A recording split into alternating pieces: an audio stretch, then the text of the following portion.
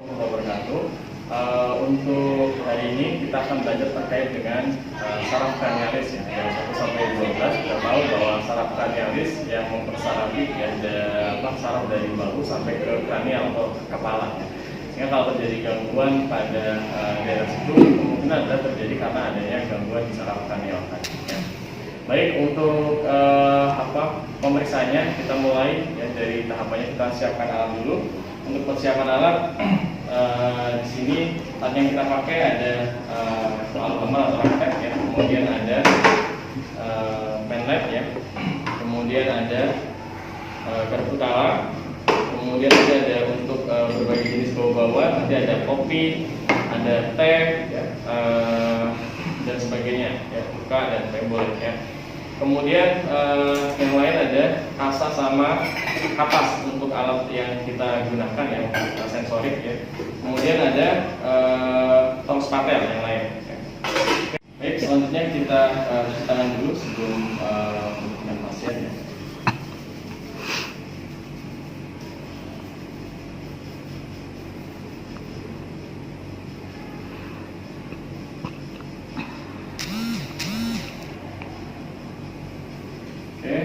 Untuk sarung tangan kita bisa gunakan atau tidak tergantung nanti pasiennya. Kalau misalnya pasiennya ada luka atau kemungkinan kontaminasi, kita bisa menggunakan sarung tangan ya. Selanjutnya kita gunakan sarung tangan ya. Jadi sekali lagi untuk penggunaan sarung tangan bisa menggunakan, bisa tidak, tergantung nanti kondisi pasien ada transmisi kontak ya.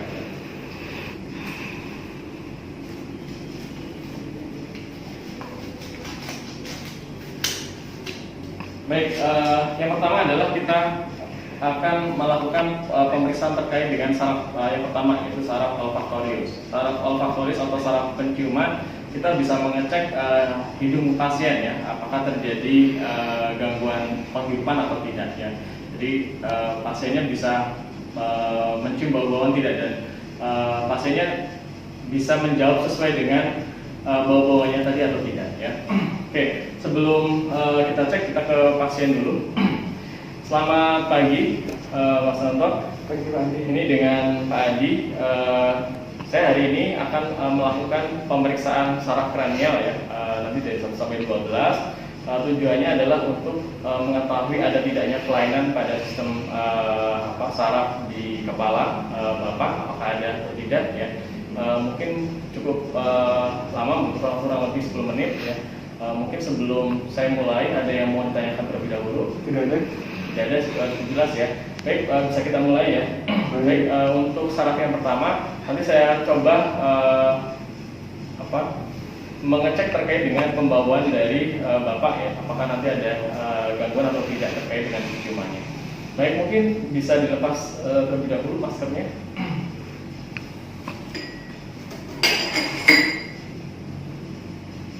Baik, sebelum saya cek, mungkin ada terasa pilek atau hidung tersumbat nggak? Bisa dicek ke sebelah kiri, tutup, sebelah kanan tutup. Oke, nggak ada ya? Tidak ada. Baik, kalau tidak ada, nanti pemeriksaannya minta tolong Bapak ditutup matanya. Nanti saya dekatkan bau-bauan, nanti ditebak ya bauan itu bau apa, gitu ya. Oke, bisa ditutup. Kemudian hidung salah satunya ditutup ya. Oke, saya dekatkan, ini bau apa? Kopi. Oke. Lagi. Ini apa? Teh. Oke. Betul. Lagi. Cuka. Oke. Baik, sudah betul semua ya. Tinggal nanti kita coba salah satunya lagi, hidung satunya ya. Jadi untuk olfaktori yang sebelah kirinya apakah ada masalah atau tidak ya. Oke, selanjutnya saraf yang kedua. Baik, selanjutnya adalah saraf yang kedua ya, saraf optikus. Di penglihatan, untuk penglihatan kita bisa mengecek dengan menggunakan kartu Snellen ya. Kartu Snellen ini contoh kartu Snellennya ya. Atau kalau pasiennya terjadi gangguan, nanti bisa dengan menggunakan lambaian ataupun nanti dengan dengan hitungan jari ya, seperti itu. Nanti untuk yang pertama dulu dengan menggunakan kartu Snellen. Jadi nanti untuk pemeriksaannya pasien duduk dengan jarak antara kartu Snellen dengan pasien tadi kurang lebih 6 meter ya. Jadi nanti pasiennya suruh menyebutkan terkait dengan angka-angkanya ya. Baik, ini anggap saja di posisi pasien 6 meter ya. Selanjutnya kita cek ya dari mulai paling atas. Ini apa Pak? Huruf apa? Oke. Ini kalau di huruf ini pasiennya salah ya, kita bisa menggunakan tesnya bukan menggunakan silent seperti ini, karena mesti di bawahnya mesti akan salah ya, sehingga kita bisa menggunakan lambaian. Jadi Pak ini angka berapa? 3 Ini 3 juga. Nah, kalau dengan jari juga salah, kita bisa mendekat ke pasien tadi ya, kurang lebih 3 meter. Kemudian mencoba lagi dengan hitungan tadi. Ini berapa Pak? 2, Oke, ini 3. Oke, ini kalau sudah tepat, sudah baik, berarti kita sudah hanya pasiennya tadi hanya bisa membaca dengan jarak 3 meternya setengahnya tadi, yang harusnya orang normal tadi dengan jarak 6 meter dengan hitungan jari tadi bisa ya. Ini berarti ada ketajamannya sudah mulai terjadi penurunan. Atau pasiennya kalau tidak bisa juga, maka yang dilakukan terakhir itu adalah dengan lambaian ya. Jadi kita agak maju, Pak ini kelihatan tidak gitu. Sama-sama. Oke, jadi nanti pasiennya apakah bisa melihat tangan saya atau tidak. Kalau tidak bisa, berarti kemungkinan itu adalah ada gangguan visual ya, bisa resiko terjadi kebutaan tadi. Oke, sekarang kembali lagi ke Snellen. Jadi kita coba, ini pasiennya sudah bisa ya. Kita coba yang huruf yang ini apa Pak? O. Ini B. Oke. Jadi ini ceknya kalau misalnya terjadi kesalahan kita bisa ulangi. Ini berapa Pak? C. Oke, ini sudah betul. Kita ke bawah ya. Kalau betul ke bawah, nanti normalnya itu adalah di sini ya, 6/6. Jadi ini normalnya orang dengan normal itu bisa melihat di baris yang ke-6 ini. Ya. Jadi dia masih bisa untuk menyebutkan huruf-huruf yang ada di sini. Jadi misalnya di sini sudah bisa. Ini huruf apa? T. Ini, E. ini, Z. ini, R. ini, L. ini. T. Oke, jadi kalau masih bisa kita bisa turun ya. Jadi berarti ketajaman pasien lebih baik ya, masih tajam ya. Jadi itu yang nanti kita cek sesuai dengan angkanya. Ini yang nanti bisa kita nilai tadi terkait dengan nilai dari ketajaman tadi khususnya ya. Baik, untuk pemeriksaan yang lain adalah terkait dengan lapang pandang. Untuk lapang pandang kalau menggunakan alat ada perimeter ya, untuk alatnya atau meter. Kemudian kalau dengan manual kita dengan menggunakan tes konfrontasi ya. Jadi pasien sama pemeriksa nanti berhadapan seperti ini untuk melihat lapang pandangnya ya. Oke, berhadapan seperti ini. Kemudian kita bisa bandingkan ketajaman luas lapang pandang pasien tadi apakah normal atau menyempit. Ya. Jadi menyempit itu berarti antara si pemeriksa dengan si pasien tadi, pasiennya lebih kecil untuk melihat lapang pandangnya. Baik, Bapak bisa tatap mata saya ya. Jadi sambil salah satu ditutup. Oke, jadi kalau ini mata sebelah kirinya kita, kanannya kita cek ya, mata pasien sebelah kanan kita cek. Nanti ngikutin jari saya ya. Ketika sudah nggak kelihatan, Bapak bisa angkat tangannya ya.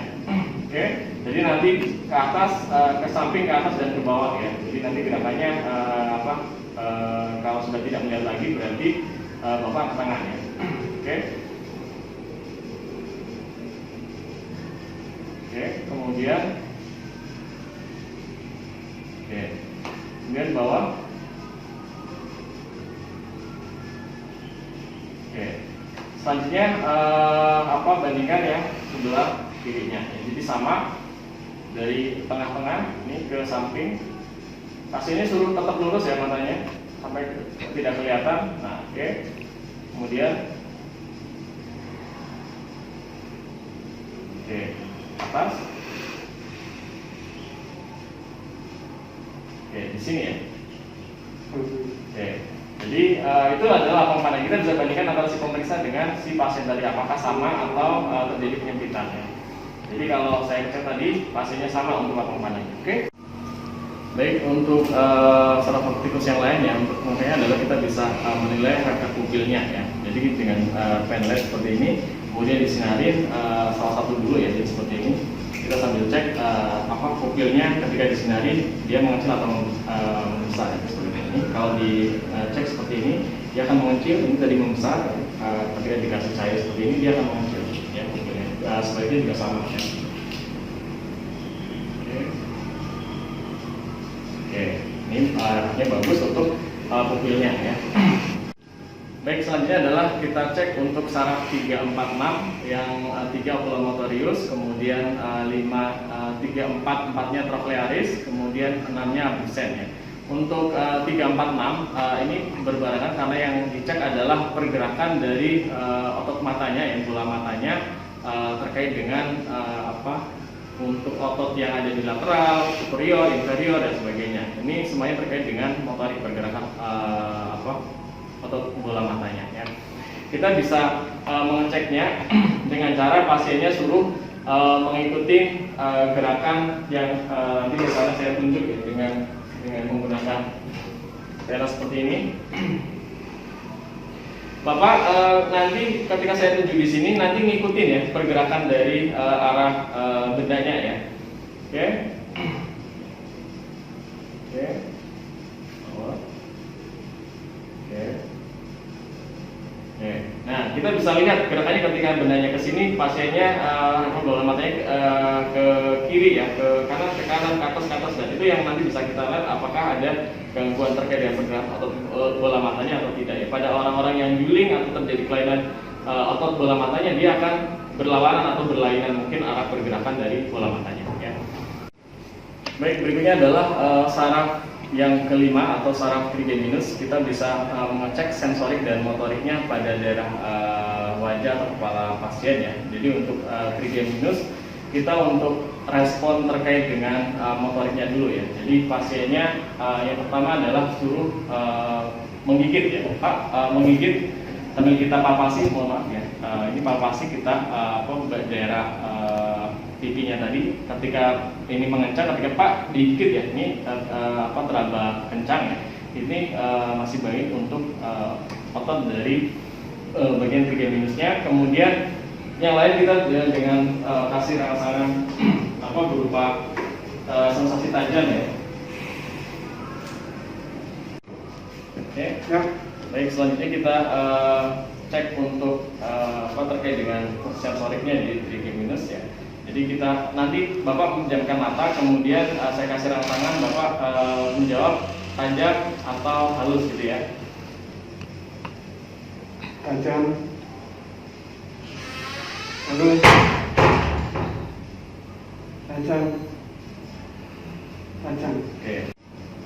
Ya. Baik, cara mengecek yang lainnya adalah dengan cara melihat apakah ada refleks korneanya atau tidak ya ketika dikasih rangsangan benda tajam tadi. Nah, jadi kita coba pakai kapas yang dicoba runcingkan tadi ya. Kemudian dari arah yang tidak kelihatan, buka matanya, kemudian didekatkan ke arah mata pasien apakah dia ada refleks terkait dengan rangsangan tadi atau tidak. Oke. Jadi ini sebelum sampai ke pasien sudah menutup mata ya. Itu berarti masih baik ya responnya. Oke, terkait dengan rangsangan atau respon terkait dengan saraf trigeminus. Ya, berikutnya adalah saraf yang ketujuh yaitu saraf facialis ya. Saraf facialis ini yang kita bisa cek di sensorik dan motoriknya ya. Facial itu kan terkait dengan wajah ya. Jadi pada saat kondisi istirahat seperti ini kita bisa amati apakah kondisi wajahnya pasien tadi simetris atau tidak. Karena pada beberapa kasus pasiennya dalam kondisi istirahat itu kalau terjadi gangguan paralisis atau kelemahan di salah satu wajahnya, dia akan cenderung ke kanan atau ke kiri ya. Jadi terkait dengan kesimetrisan tadi. Selanjutnya untuk di saraf facialis pasiennya bisa kita nilai dengan Bapak bisa dibuka maskernya. Lain dilepas dulu. Ya. Jadi bapaknya suruh nanti untuk seperti bersiul Bapak. Seperti bersiul. Oke. Kemudian senyum lebar. Nah, ini kita lihat ya bandingkan kanan kiri dan juga kesimetrisannya juga ya. Kemudian di daerah matanya, kelopak mata mohon maaf, bisa dibuka matanya. Nah, ini ditutup Nah ini sambil kita tutup ya Pak matanya, sambil kita tekan seperti ini, coba tarik. Ini kalau masih baik dia masih kuat ya. Ini kita bandingkan kanan dan kiri dan seterusnya. Ya. Ini untuk yang terkait dengan motoriknya. Untuk yang terkait dengan sensoriknya, kita bisa cek pasiennya untuk merasakan sensasi rasa tadi asin atau asam dan sebagainya di 2/3 pangkal lidahnya ya. Untuk cek ini kita nggak usah praktekkan ya. Jadi pasiennya tinggal dikasih larutan misalnya gula atau apa di 2/3 dari bagian anterior lidahnya tadi. Pasiennya sambil memejamkan mata sambil dicek apakah dia masih bisa merasakan sensasi tadi atau tidak ya. Baik, selanjutnya adalah saraf ke-8, vestibulocochlearis ya. Jadi vestibulo itu nanti yang mempersarafi kaitannya dengan keseimbangan. Cochlearisnya nanti berkaitan dengan akustis atau pendengarannya ya. Untuk saraf yang ke-8 ini vestibulo terkait dengan keseimbangan, kita bisa cek pasiennya nanti dengan tes rombeng ya. Jadi pasiennya Bapak bisa berdiri.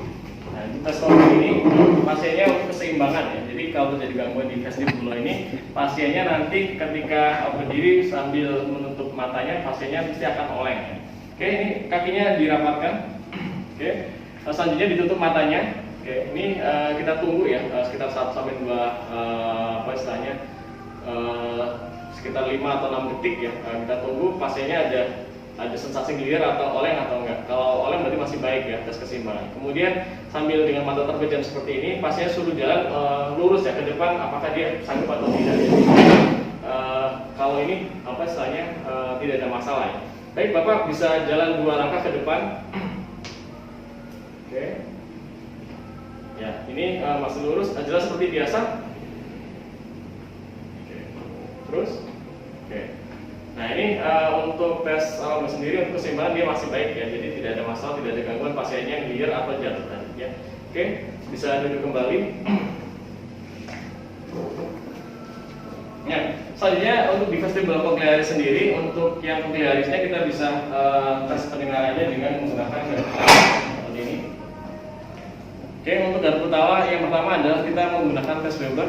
Tes Weber untuk mengecek ada tidaknya lateralisasi ya. Jadi Bapak nanti akan saya kasih garpu tawa dibunyikan, kemudian Bapak nanti bisa mendengarkan antara telinga kanan dan telinga kiri apakah ada yang terasa lebih dominan atau sama besar yang dihasilkan dari bunyinya ya. Oke. Kanan dan kiri sama? Sama. Baik. Jadi ini bunyinya sama antara kanan dan kiri ya. Jadi normalnya tes Weber kanan dan kiri tidak ada lateralisasi ya. Selanjutnya untuk tes Rina ya, kita bunyikan garpu tawa di daerah mastoid ya. Kemudian nanti sampai pasiennya tidak mendengar, baru kemudian taruh di depan telinganya ya. Nanti kalau sudah tidak mendengar lagi, angkat tangannya ya Pak.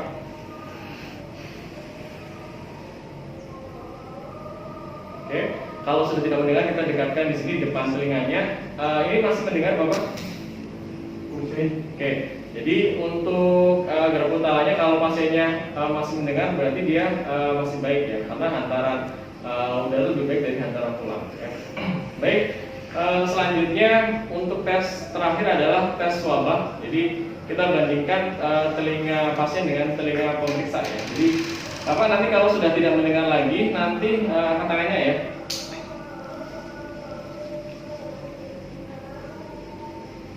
Oke, kita bisa bandingkan dengan pemeriksa.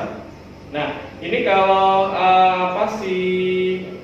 pemeriksa nanti bandingkan apakah pemeriksa masih mendengar atau tidak dari bunyi yang tadi. Kalau si pemeriksa masih mendengar berarti swabahnya memendek, sedangkan kalau tidak mendengar berarti tes swabahnya memanjang. Harusnya kalau pasien tidak mendengar, pemeriksa juga tidak mendengar. Itu yang tadi artinya dibandingkan antara si pemeriksa dengan si pasien tadi. Baik. Ya, baik, berikutnya adalah saraf ke-9 yang glossopharyngeus. Ini untuk pemeriksaannya biasanya dipadukan dengan nervus ke-10-nya ya. Karena bisa kalau ada gangguan di nervus 9 glossopharyngeus, biasanya juga diikuti dengan nervus vagusnya ya. Karena pemeriksaan yang sama ya. Untuk saraf ke-9 dan saraf ke-10. Baik, untuk pemeriksaan saraf 9-10 kita bisa cek yang pertama adalah di refleks muntah. Jadi refleks muntah bisa kita gunakan tos patel seperti ini. Ya. Kemudian pasiennya suruh membuka mulutnya, kemudian kita tekan di daerah langit-langitnya tadi ya, apakah pasiennya ada refleks muntah atau tidak. Ini untuk refleks muntah tidak saya ujikan ya, karena mesti pasiennya tidak nyaman.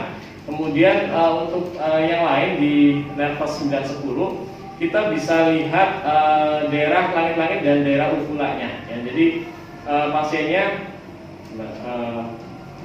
bisa ini ya, melihatnya di ya.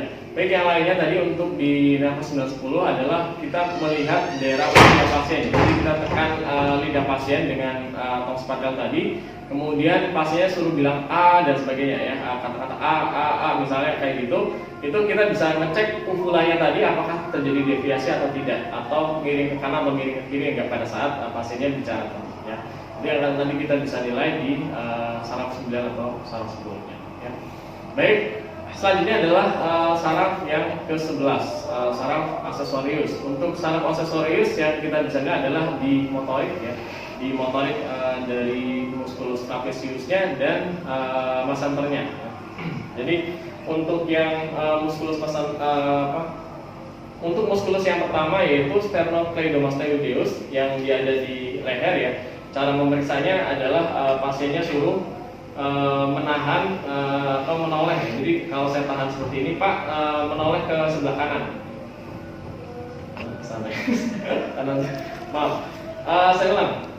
Pak, tolong menoleh sebelah kiri. Oke, ini sambil kita tahan ya. Menoleh lagi, Pak.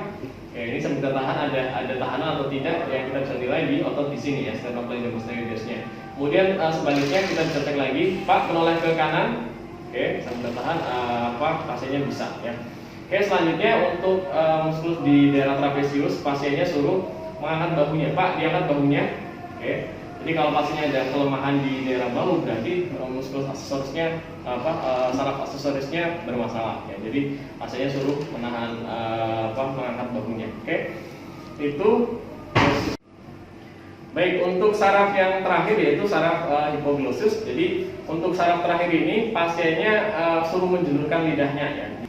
Menjulurkan lidahnya, Bapak bisa menjulurkan lidahnya. Nah, normalnya dia lidahnya ke depan dan tidak ada deviasi kanan atau kiri ya. Oke.